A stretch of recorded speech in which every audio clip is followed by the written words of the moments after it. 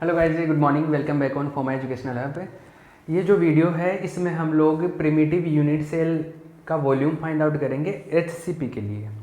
तो एचसीपी जो षटकोणीय क्रिस्टल होता है उसके लिए हम लोग क्या करेंगे, उसके लिए प्रिमिटिव यूनिट सेल का वॉल्यूम कैलकुलेट करेंगे, अभाज्य एकक कोष्ठिका का आयतन निकालेंगे। किसके लिए हम लोग कैलकुलेट करेंगे? एचसीपी के लिए।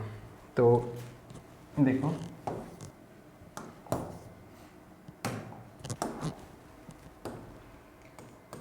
एचसीपी के लिए अभाज्य एकक कोष्ठिका, अभाज्य एकक कोष्ठिका primitive unit cell, primitive unit cell for HCP. ठीक है, primitive unit cell for HCP. Clear? Primitive unit cell for HCP. इसका देखो, पहले हम लोग वो बना लेते हैं इसका डायग्राम। तो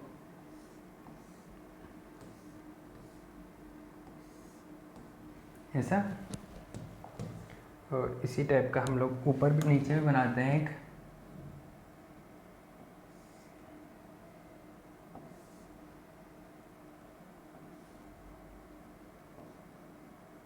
थोड़ा बाहर चला गया, ठीक है, एक सेकेंड।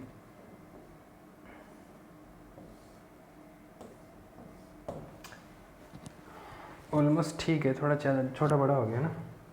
एक काम करते हैं, इसको हटा दो, हम लोग कॉपी कर लेते हैं। तो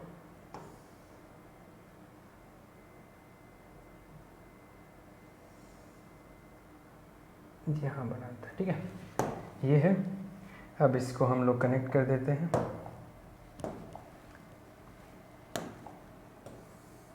ये लो,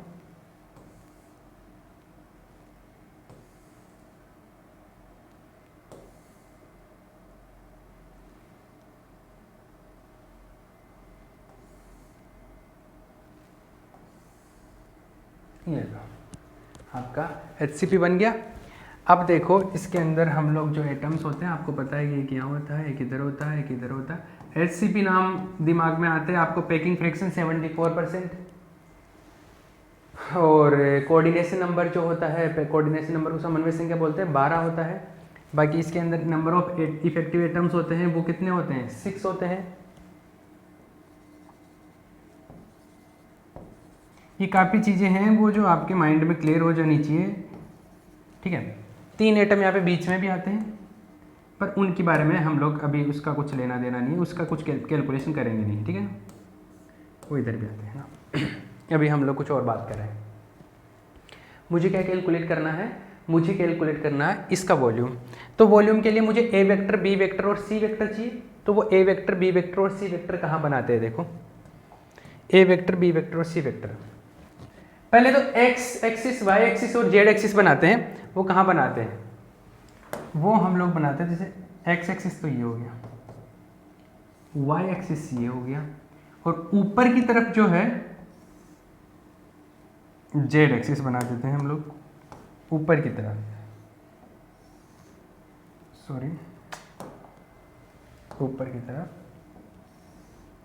ये जेड एक्सिस है, के डायरेक्शन है ना, एक्स एक्सिस, वाई एक्सिस और जेड डायरेक्शन ऊपर की तरफ। अब देखो, इसके अंदर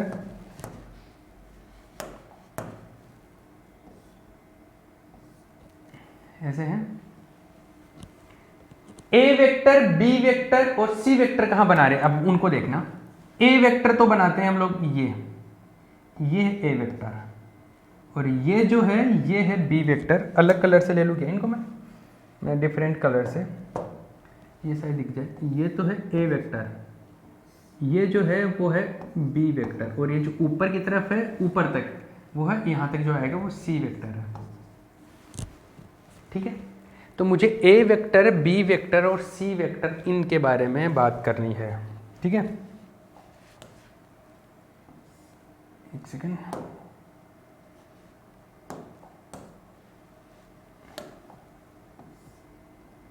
ये ए वेक्टर है। अब देखो ये जो एंगल होता है 60 होता है, ये 60 होता है, 60 होता है, ये 60 डिग्री होता है, ठीक है। मैग्नीट्यूड भी पता है, इनका परिमाण ए इन सब भुजाओं की जो लंबाई होती है, सब एजेस का वैल्यू है, वो सब लाइनों का वैल्यू ए का लेंथ जो है वो ए होती है। पहले जब एससीपी कैलकुलेट किया था उसमें सब कुछ लिखा था हमने। तो ये भी ए है, ये भी ए है, ये भी ए है, ठीक है। इतनी बात क्लियर। ये भी 60 डिग्री, ये 60 है तो ये पैरेलल है, तो ये भी 60 डिग्री, ये 90 है, ये 30 डिग्री होता है। ये एक्स एक्सिस है, यहाँ पर ओरिजिन हो गया, ये मूल बिंदु हो गया ओरिजिन। इधर y पॉजिटिव, इधर y नेगेटिव, इधर x पॉजिटिव, पीछे की तरफ x नेगेटिव, ठीक है। इसमें ए बी सी कैलकुलेट करते हैं हम लोग, है ना। तो सबसे पहले तो आप एक दो लाइन लिख लो, फिर हम लोग ये डायग्राम बना के वो चालू करते हैं। तो एक दो लाइन लिखो पहले। ये हेडिंग हो गया था ना, ये हेडिंग तो लिखो HCP की अभाज्य एक कोष्टिका के लिए, HCP की अभाज्य एक कोष्टिका के लिए, HCP की अभाज्य एक कोष्टिका के लिए जालक सदिश निम्न प्रकार है। जालक सदिश निम्न प्रकार है। The lattice vectors for HCP, the lattice vectors for primitive cell, the lattice vectors for primitive cell of HCP, the lattice vectors for primitive cell of HCP are followings. So let's talk about very first A vector. A vector ये है, इसको देखो, अब ध्यान से देख लो जो है अपना सीन। ये है कि A वेक्टर ये है, ये येलो वाला, ये जो दिख रहा है ना पर्पल वाला, ये A वेक्टर है। तो A वेक्टर के लिए मुझे x और y कैलकुलेट करने हैं ना। तो मुझे यहाँ तक आने के लिए, यहाँ तक पहुँचने के लिए पहले इधर x एक्सिस में चलना पड़ेगा, फिर y में चलना पड़ेगा। लेकिन y में तो नेगेटिव है ना, y इधर पॉजिटिव होता, तो x एक्सिस में चलना पड़ेगा इतना, कितना, इतना। ये कितना है, ये कितना है, ये है इस एक का cos थीटा, यही है ना, इस एक का cos थीटा ये, ठीक है। तो एक का cos थीटा तो इसमें चलना पड़ेगा। तो देखो A वेक्टर जो है, A वेक्टर में x एक्सिस में कितना चलना पड़ेगा, A cos कितना 30, A cos 30, इस एंगल के बारे में बात कर रहा हूं मैं, A cos 30, ठीक है, cos 30 डिग्री, इसका cos वाला ये किसमें, x एक्सिस में, तो पॉजिटिव x एक्सिस है i कैप में। फिर x एक्सिस में चला, फिर y एक्सिस में, लेकिन नेगेटिव, तो नेगेटिव में कितना चलना पड़ेगा, इसका अगर मैं साइन थीटा, ये cos थीटा हो गया, इसका साइन थीटा वाला पार्ट आ जाएगा।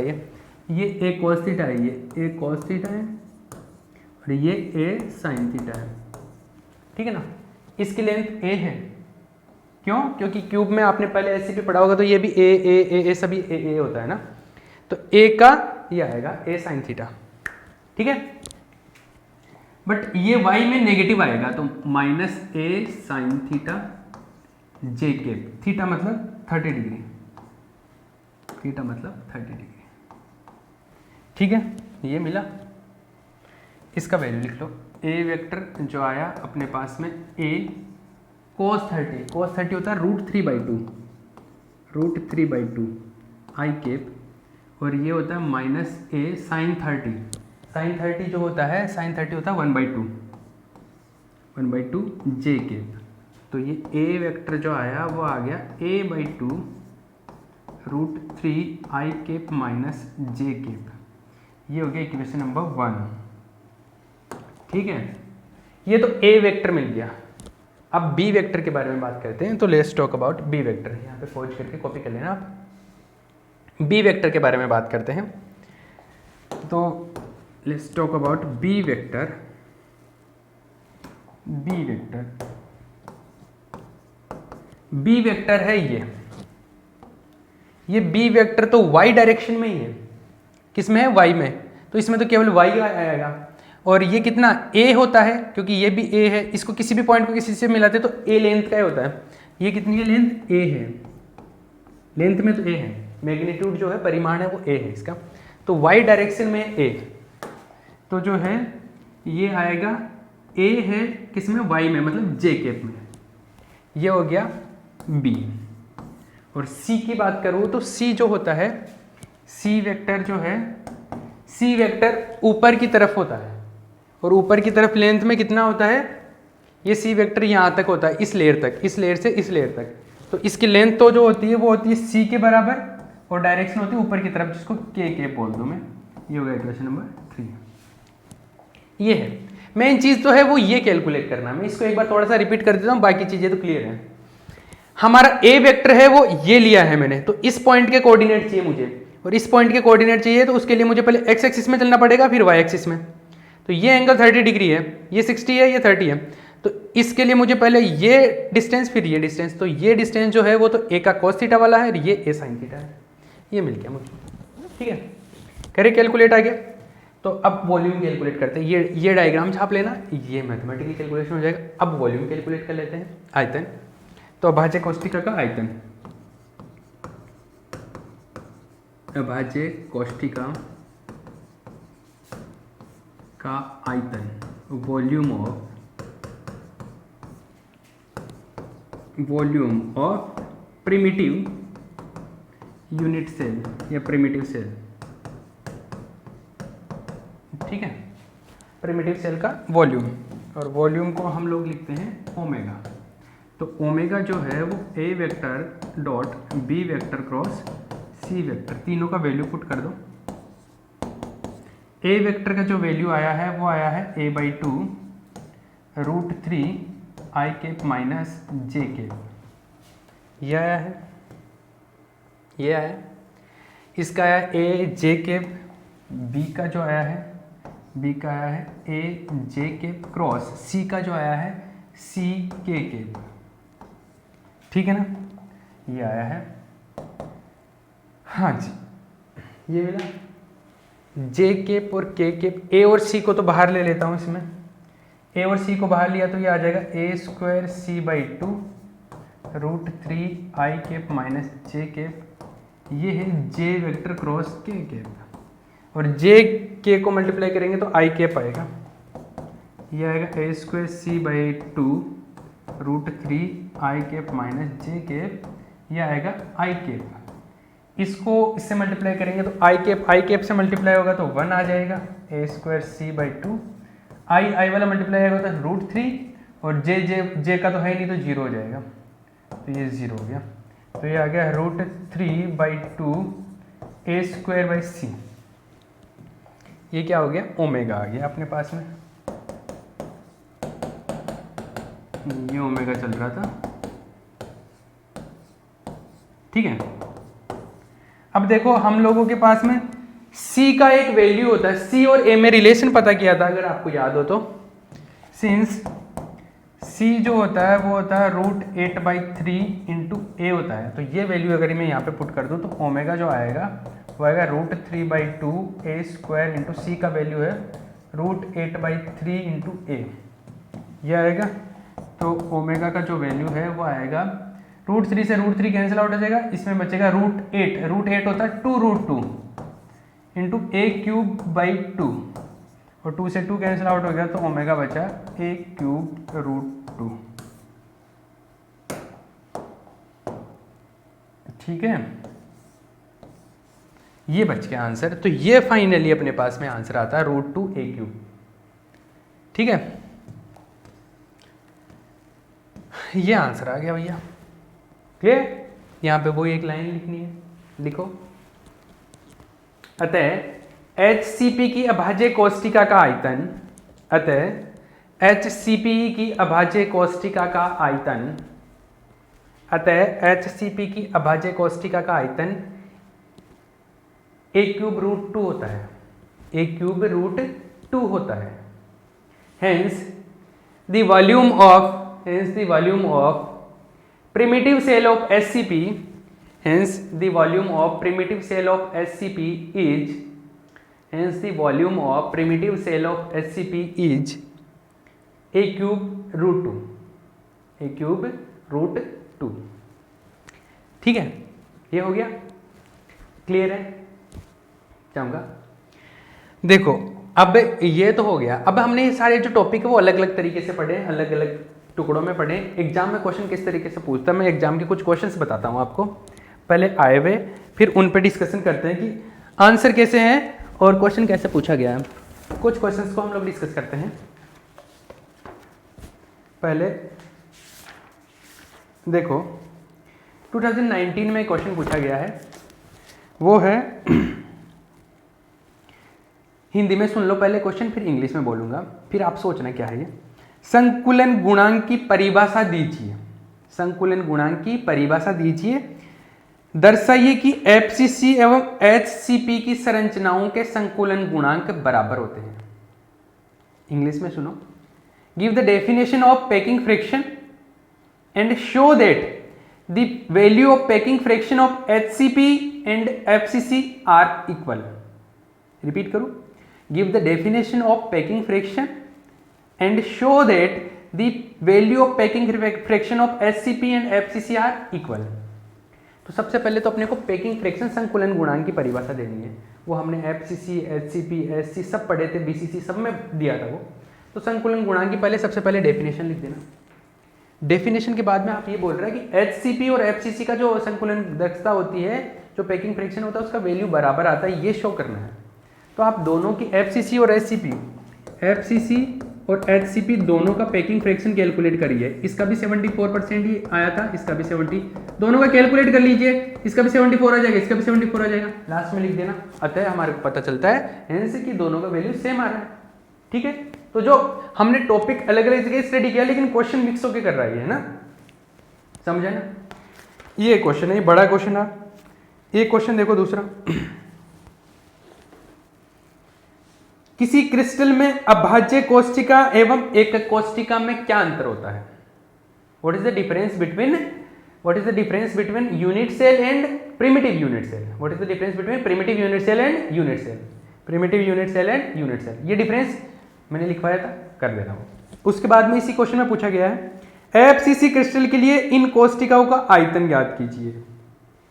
एफसीसी क्रिस्टल के लिए इन कोष्टिकाओं का आयतन ज्ञात कीजिए। Find out the volume of both the cells for FCC. मतलब एफसीसी के लिए आपको नॉर्मल यूनिट सेल का भी और प्रिमिटिव यूनिट सेल का दोनों का वॉल्यूम कैलकुलेट करना है।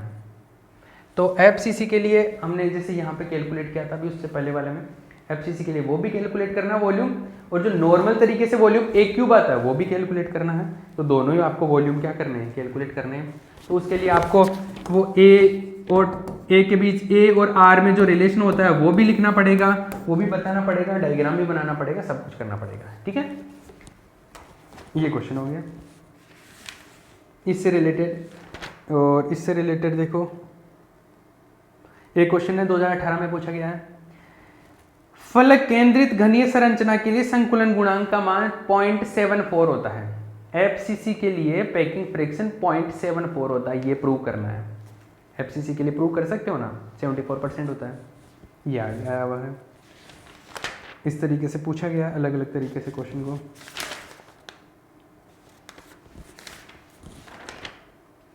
और देखो 2016, 15, 16, 17 से पेपर का पैटर्न डिफरेंट हुआ है। तो 16 तक जो आ रहा था वो पेपर का पैटर्न अलग था, 17 से पेपर का पैटर्न अलग कर दिया, 4 यूनिट का सिस्टम कर दिया था 2017 से। उससे पहले पेपर पैटर्न डिफरेंट हुआ करता था। ठीक है, तो उस पर थोड़ा फोकस करना कि उसके बाद में क्या दिया गया है उसके हिसाब से पढ़ना। 2016, 17, 18, 19, 20 में तो हुए नहीं पेपर, पर हाँ यहाँ तक का।